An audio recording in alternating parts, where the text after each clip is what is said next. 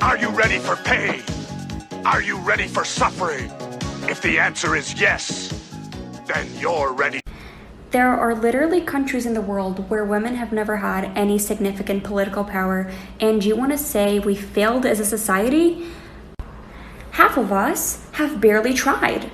So when we say vote for women and listen to women, this is why. Because y'all have never listened. You haven't listened yet.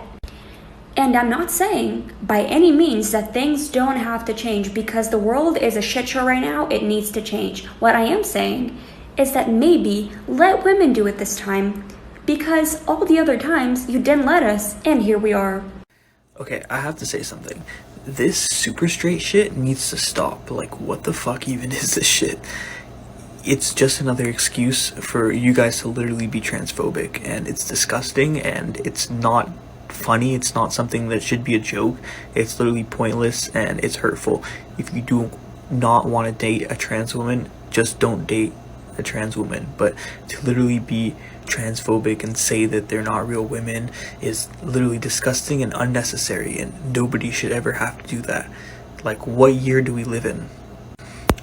Like, I watched this grow for a couple of days, and I just am so disgusted that this has gone this far, where people actually think that this is a real thing, that you could just be blatantly transphobic in 2021 and nobody's going to say anything. Well, guess what? This needs to stop, because trans people are real people too. I'm a nurse practitioner. I go to school, I take board certified exams and pass them. I get licensed by my state. And yet, why do I have a guy telling me what board certifications I may or may not actually have when I took?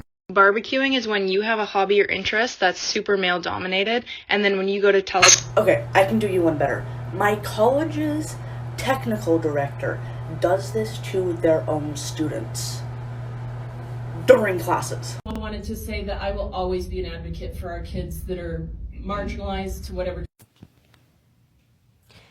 Today, one of my 5th graders was asking me to print something out for him, and he came over to my desktop and we printed something out for him, and he goes, "Miss, you support Pride?" I said, "Yeah, I do. Why?" He goes, "I see the stickers on your computer." "Why do you have stickers?" I said, "So that other people know that I'm safe."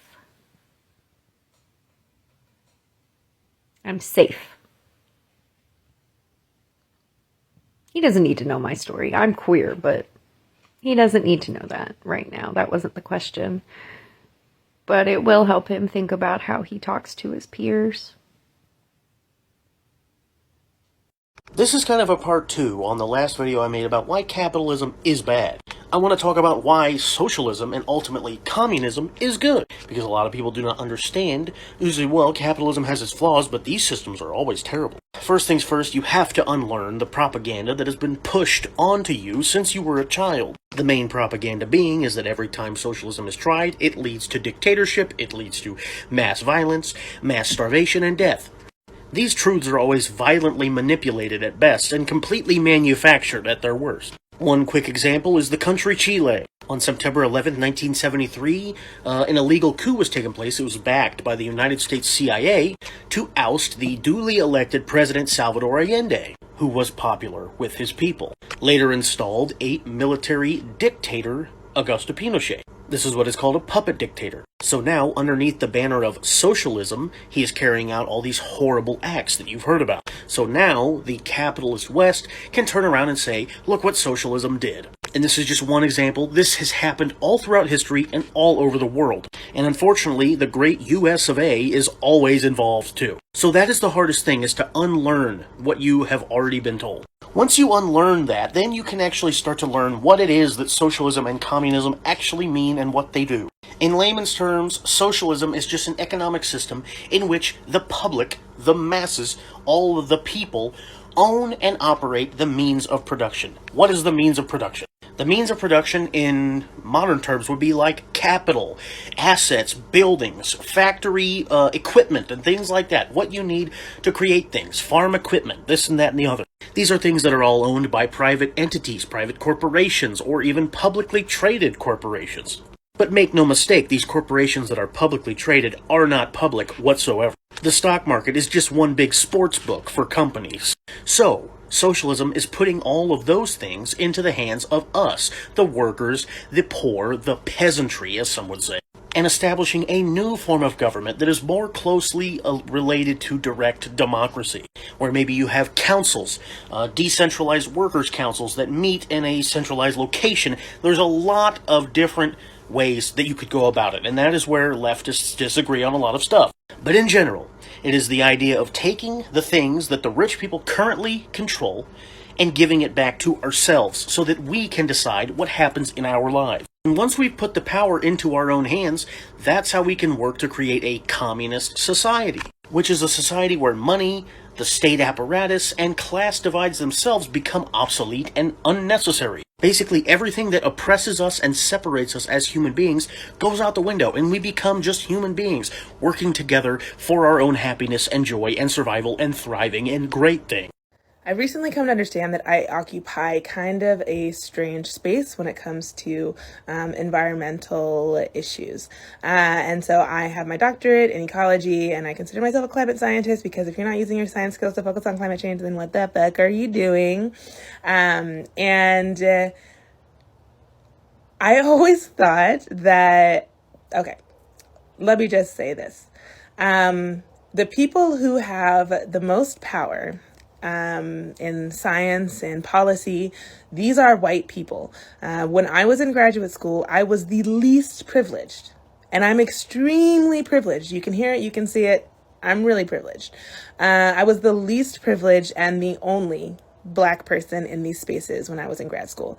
And I was not as invested in climate change as these other white people were. And I couldn't understand why they were so invested in that and not in anything happening to any communities of color or any environmental justice issues or anything like that.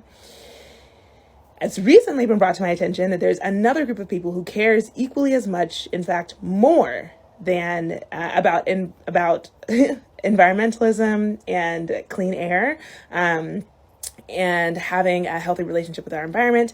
And those are the people who live in these communities of color that are experiencing the drastic physical consequences of our patterns of pollution. And it's really interesting because I gave a talk where I was talking about how, it took me 20 years to care about climate change because the way white people market it doesn't include people of color, and they gloss over the fact that like slavery and colonialism and everything is how this happened, and like I would have been more invested if that was the case. And I was like feeling good about myself, and then I gave a talk with Nayeli, who is a activist from LA who's younger than me, and she's accomplished more than me, and she doesn't even have a degree, but she is incredible, and she's one of those people who had extreme physical consequences for the community that she was living in. And so we have this gap between the people who are on the ground floor fucking experiencing it and wanting to make change, and the people who have the power to make change who have no fucking idea what's going on the ground floor. So I don't know what the point of this video is really, except for the fact that it's been like strange for me to recognize my privilege in this space. Having access to clean air is a privilege. Not having to worry about throwing up blood is a privilege. And even at my big age, I just figured that out. So I guess from now on, I'm going to hope to serve as more of a conduit between the communities, or just go straight down and help with the people on the ground. That's just something to think about. The people of color do fucking care. They just might not have access to the same resources, you know? Yeah.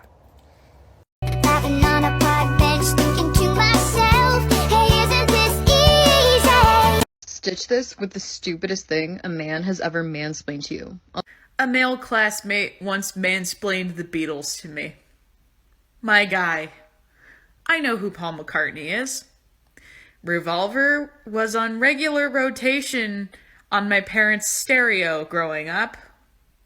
They are so permanently woven into the fabric of popular culture that to explain who they are is just unnecessary. I know the idea of women enjoying music of any kind is just so mind-boggling to you, but we know who bands are. In case you haven't noticed it, there is a war going on out there, and you women started it. Oh, no, we did not. But that is a typical male attitude. Now, the truth is that we women haven't had enough power or money or confidence to start much of anything, but we sure as heck get the blame for everything. I'll tell you something else. I love men in particular. I love this one. But you cannot ignore history. And history has shown that, in general, it has been the men who have done the raping and the robbing and the killing and the warmongering for the last 2,000 years. It has been the men who have done the pillaging and the beheading and the subjugating of whole races into slavery. It has been the men who have done the lawmaking and the money-making and most of the mischief-making. So if the world isn't quite what you had in mind, you have only yourselves to thank.